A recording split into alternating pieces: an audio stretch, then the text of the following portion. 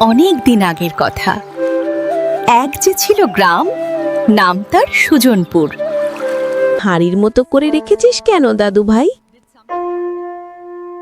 আর বলো না দিদিমা, বাবা বলেছে আজ বিকেলের মধ্যে ক্ষেতের সব আগাছা পরিষ্কার না করলে তাতে খেতে দেবে না। শোন, তোকে একটা গোপন কথা বলি। আমাদের ওই জঙ্গলের ধারের পোড়ো জমিটায় একটা জাদুর কুমড়ো গাছ আছে। ওই কুমড়ো যে খাবে তার গায়ের জোর হাতির মতো হবে, আর পকেট ভরা থাকবে সোনায়। সত্যি? তাহলে আমি আজই যাব ওই গাছ খুঁজতে।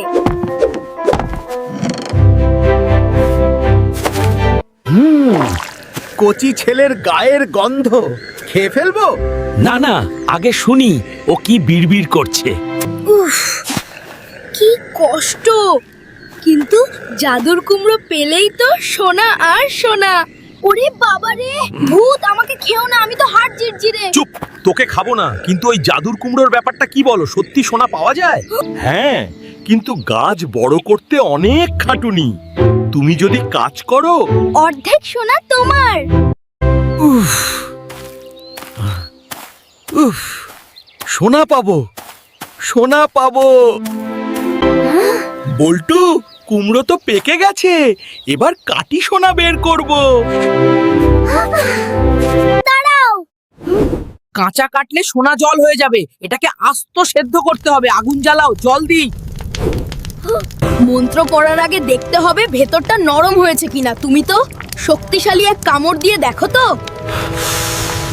ঠিক আছে, আমি দেখছি। ওরে বাবা রে, চলে গেল রে আমার জীব।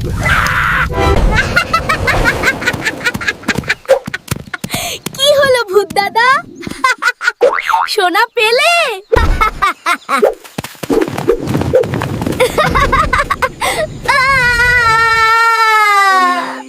আমি পালাই, আর কোনোদিন তোর ছায়ার কাছেও আসবো না।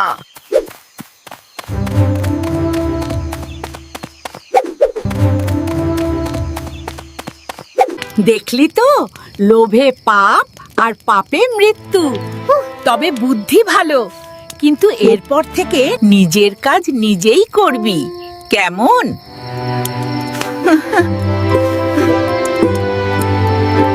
চলো আজ পুরো গ্রামকে কুমড়োর খিচুড়ি খাওয়াই।